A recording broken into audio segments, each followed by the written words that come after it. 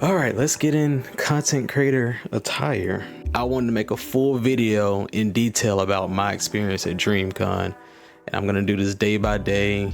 I'm gonna add a rating and a summary at the end. So let's get to it. Day 0, I wake up jittery with excitement, just waiting for my flight, waiting for that time. I get to the airport, I run into Blurred Sunday.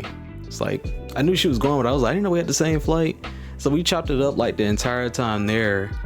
And my flight was at, what time was it? I think it was at like 12. We got there in an hour. So we got there like real fast. Actually, it was like 12:45 or something, but we got there super fast. Time I get off the plane, this is my first time in Houston, by the way.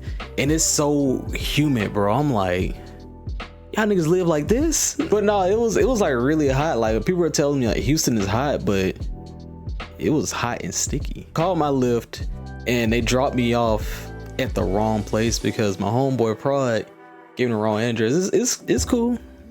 I walked the block. The kids were let out of school. They thought I was homeless walking around with a fat ass suitcase. But I get into the house and it's like super nice. It's like 9 beds and 9 bathrooms. Like he really chose a good spot. Shout out to Prod for that one. So I was like the only one there because some people didn't arrive and some people were at the cookout. I got my ticket too late so I can go to the cookout. I was just sitting there waiting around. I chose my room. I looked around. It was like hot upstairs. So I was like, I'm not gonna go up there. So I met up with Jumpofa and Fate. We went to go get our badges, which was pretty quick. It was like Thursday, so it wasn't a super long line. We got out of there like 15 minutes. I know right after that, we had to go get like our badges were our wristband for the skate event, but Jumpofa didn't have his, so we had to go and get his first. I ran to my homeboy Joe Suit.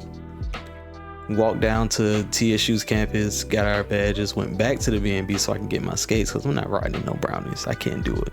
My feet won't let me. I could do brownies, but if I brought my own skates, I'm not finna do that. So we get into the skating rink and the floor is so slippery.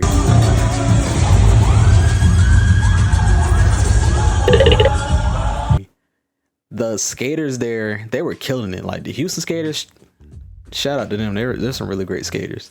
But apparently I needed wooden wheels. I didn't know the floor was like that. I knew we were gonna be in the gym, but that floor was like slick, though. Like I had to really concentrate like on skating. Like I was almost busting my ass every once in a while. After that, we went upstairs of TSU campus and played some games. You know, I ran the Jenga on Joe's Suit.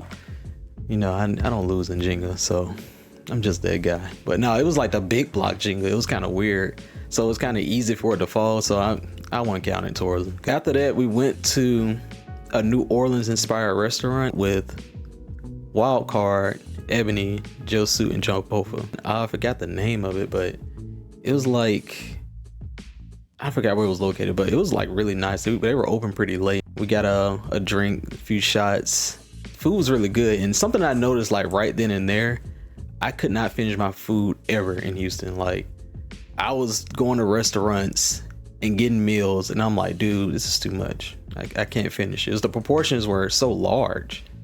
I just couldn't do it. So we part ways. We get back to our B&B, me and Jumpofa. It's like cars there. I'm like, what's going on? What's going on in the function? It's like a party going on. And the girl asked, she was like, oh, y'all here for the party? I was like, no, I stay here. She was like, oh, excuse me. I didn't even know this was going on. It's like everybody in there turned up, everybody playing cars and stuff, you know, having drinks. I was like, damn, I wish I would have known about this. I think they said something earlier and I probably missed it. We stayed up to like, I want to say 3. Yeah, we stayed up to like 2 or 3 or something like that. And that was the end of our day. Now we're going on to day 1. So day 1, we got dropped off at the con and we saw like where we got our badges at, and it was a line wrapped around the building. I said, there's no way that's the line to get into the con, but we didn't know like the badge area was separate from the actual convention area. So we're walking around the corner. It's like, oh, you can just walk in over there. There's no line.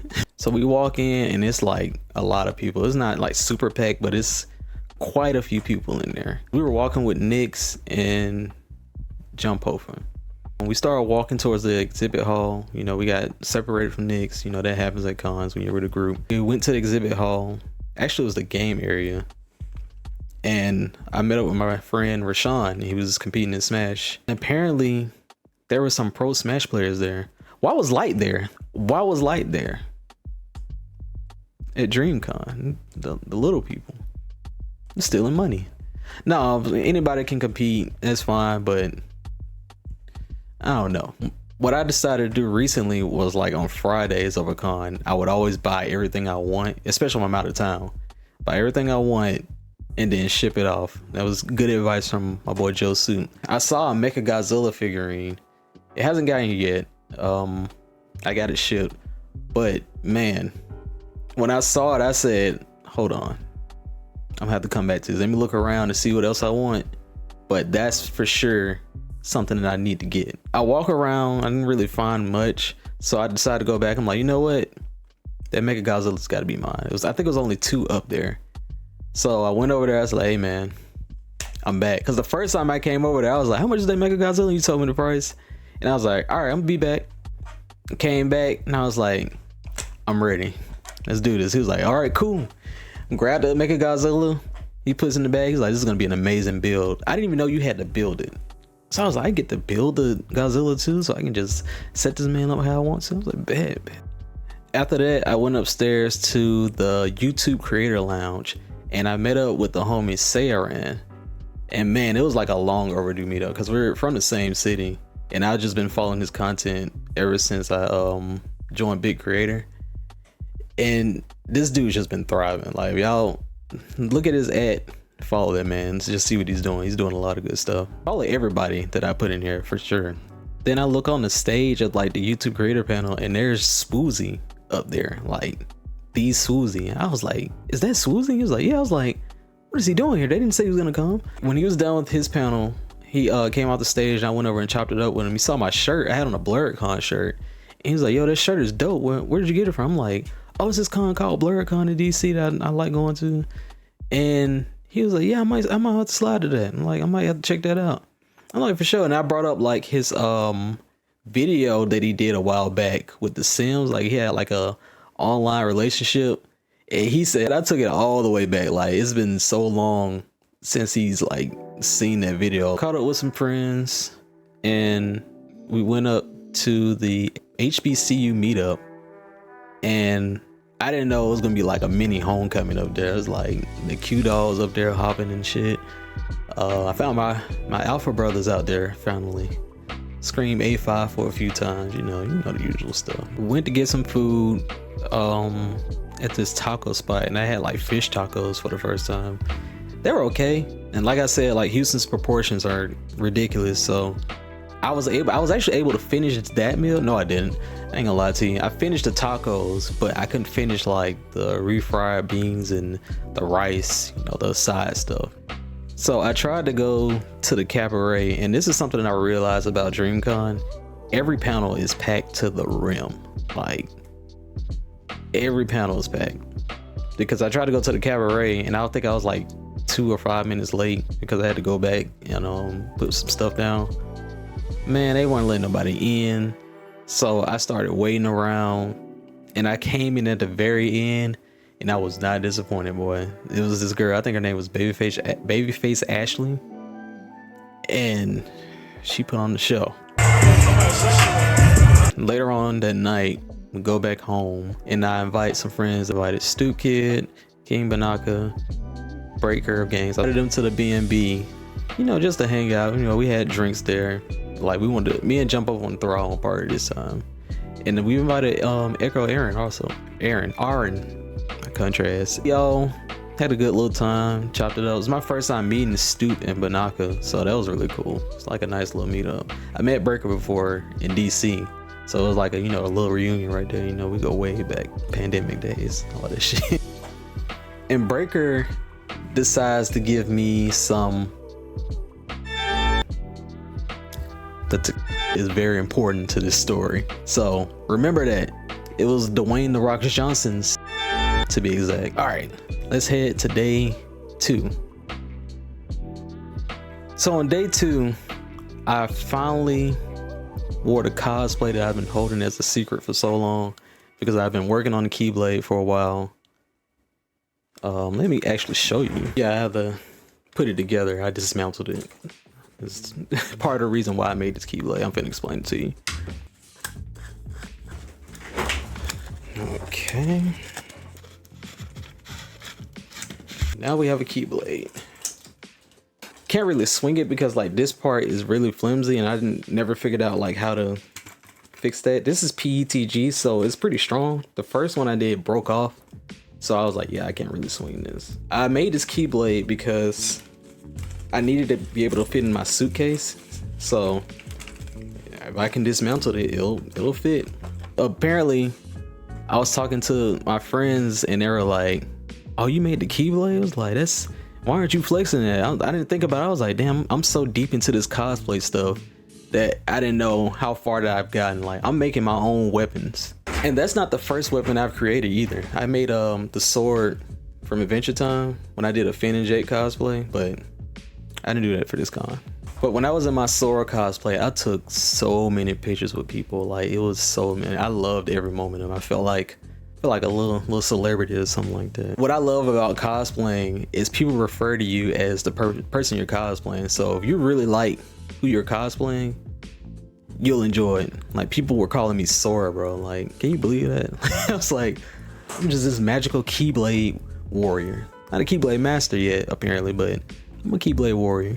Unfortunately, when I took one of my photos, I squatted too low in like the sword stance, and I ripped the little red bag that Sora has on the side, and like the yellow strap just fell off, and I was like, oh my god, what the fuck just happened? I had to go to the cosplay meetup around like 6, and it was like 3 o'clock, and I was like, I gotta find somewhere to fix this. And I asked a woman at a vendor for a stapler, and I was struggling trying to staple it because I was like panicking, and she told me, she was like, there's a cosplay repair room if you want to go there. I was like, they have that here? She was like, yeah, but she doesn't know where it is. I'm like, fuck. So I'm looking on the map and I couldn't find it, and I guess I wasn't looking hard enough, but it was like real small on the map. Like, I asked multiple people and somebody finally pointed me in the right direction.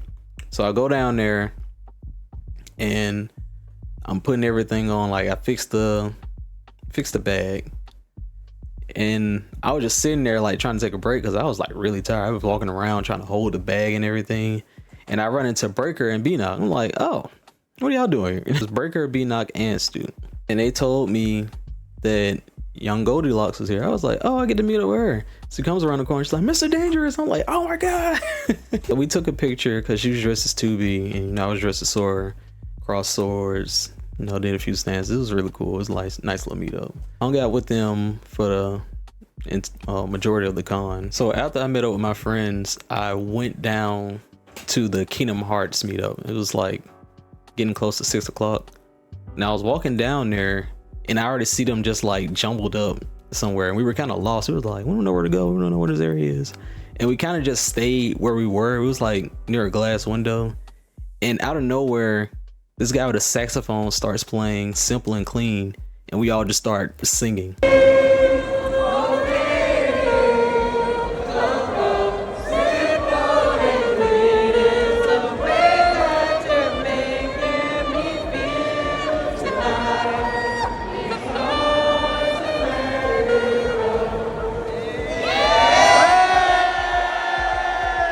I was like, dude, this got to be the best meetup out of all of them. Like, what do you mean we have a saxophone player playing our theme song? Come on now. Did a little bit of ore farming. Justin was there. Like, he's like a Kingdom Hearts content creator. Well, Kingdom Hearts and Sonic. He does content for both of those games, like on Instagram. You should definitely check him out. But yeah, it was a really nice meetup, man. It was like everybody was really excited just to be there, excited about the game. We talked about the Kingdom Hearts 4 stuff, if it's ever gonna come out. I tried to enter a panel about uplifting content creators, and by the time I got there, it was like people were spilling out the door. Like, it was so many people in there, I couldn't even see what or who was inside. I'm walking around the side, see if I can get in another way. I'm like, no, it's just jam-packed. Like, I can't get in. So I ran into B-Knock again, and we explore for a while until we find like the rest of the group. I end up getting my wristband for the official party that night. I head back to the Airbnb, and I'm pre-gaming for the party. Well, I get changed and everything first. Pre-gaming for the party, but this time I'm drinking because I didn't want the bottle to go to waste. My homie Breaker bought it for me. Why not? So a little lore about me, and I can't drink tequila. I get sick off of it every single time. That's why I only drink vodka, rum, whiskey. I don't drink any tequila. I stay away from it. There's something wrong with it. I filled my cup up with a little bit of it. It was a moderate amount. I can usually hold my alcohol, but man, I knew I was gone because when I got in the lift, I was talking loud and talking a lot. I don't talk for real. When I'm in the lift, I don't talk for real in general. But I show up there and I instantly find my homie Joe Suit. Wildcard and Ebony was already with Joe Suit, and we just turned up like instantly. Like I'm already in there. It got so crazy that I ended up like starting a random dance circle. It was a pretty big circle. Cause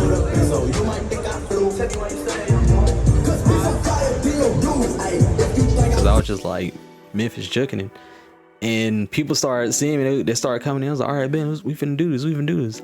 I think around that time I black out for a little bit, and I know I realize I'm in line for something. I bought Joe Suit a drink, and apparently he said I said he was a real nigga. I don't remember saying that. And I just like started blacking out throughout the night. And according to Joe Suit, because I don't remember this, he said I tried to call Lyft to go home because I wasn't feeling well. But he said he was gonna take me home instead because, you know, I'm leaning, like I'm just drunk at that point. Last thing I remember after blacking out was my head in the toilet with my homeboy Antonio holding my hair so I don't drown. I felt like I was like on 1 HP. That was the end of day 2. Let's go on to day 3. So day 3, after waking up from my slumber of death, the sun is up, phone's dead, I'm looking crazy, I still got my club clothes on. Oh my God, I said, what happened? So the next part is the story I got from my friends. And Joe Suit said I released those demons of tequila out into the streets of Houston, and I finished up by releasing them into the toilet of my room. So yeah, I didn't make it. My friend Roberto ate my fucking Uncrustables they were trying to give me as I was throwing up. It was like, hey, give him an Uncrustable. He was like, he's not gonna eat those, and took them. I'm like, dude, I don't remember him. I'm like, damn, you took my Uncrustables, bro. What about? They said I got back to the B&B being carried by like Squidward from that one picture where he's like, his head's down and it's like his arms are up, people are carrying him. Never touching tequila again. I hate getting that drunk because I talk too much and I do too much dancing, and I don't want to be a burden to my friends, having to, you know, drag me home and hold my head throwing up and all that stuff. I hate getting that far gone. It's so rare that happens. I think it's like recently it's only happened like twice, but I know now to never touch tequila and moderate. Usually I'm pretty good with moderation with alcohol, but when it comes to tequila, I was taking a risk. I don't know why I took that risk. I know I can't drink tequila, but during my phone being dead, I had to wait for it to get charged. I went upstairs to talk to Jumpofa and Prod, and they were like joking on me because I had like a full blanket over my head, bro. Like I was wrapped up because I felt like I got put in a level 3 combo. Goddamn, like somebody, Goku just dropped a spirit bomb on my head and I'm recovering from that. I drank a lot of water. I drank a whole lot of water because I needed it. My stomach was completely empty. I didn't feel like eating at the moment, but I did eat later. But I definitely gave Joe Suit and Antonio huge apologies. I appreciate them for looking out for me. It's not gonna happen again though. We're not gonna get that far gone. So eventually I head back to the con, looking for like last minute sales. Met up with Stoop, Young Goldilocks, B-Knock, and Breaker again. And we go to the vendor hall, instantly get lost. We get split up because I was looking for the Mecha Godzilla because Young Goldilocks, she likes Godzilla also, and I forgot to tell her that it was out there. They sold out, But I was looking for the helmet. I don't know why I waited this day to buy it, but it was like a black helmet people had on with like LED, like this one. Looking for that, and I ran into Joe's suit, and I told him what I was looking for. He was trying to help me find it, but we had no luck.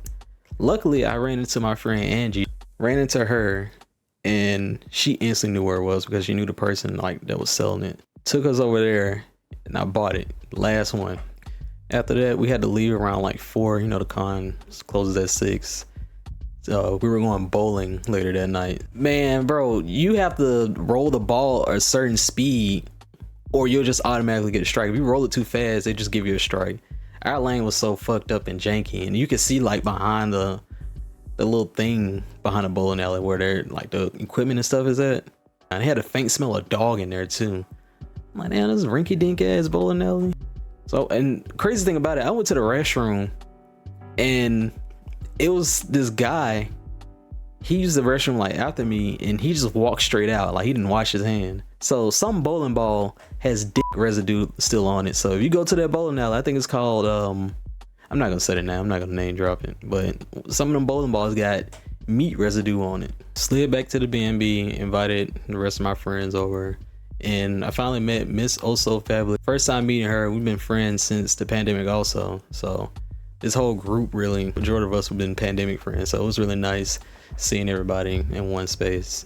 Played some games, drank a little bit. I was finally able to drink again, but I was drinking Crown, so I was safe. You know, parted ways, dapped everybody up, gave hugs because I had to leave at like 10 in the morning. So I was getting my stuff ready and I went to sleep.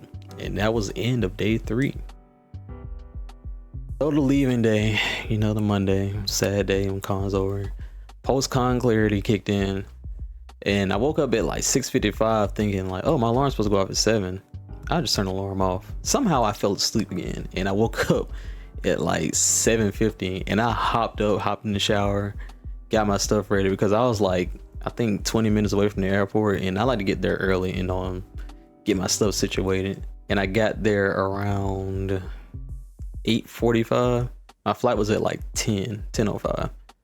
So I got there, got through TSA, cleared my bags, and I ran into Blair Sunday again, but she was like way ahead of the line. She was already on the plane.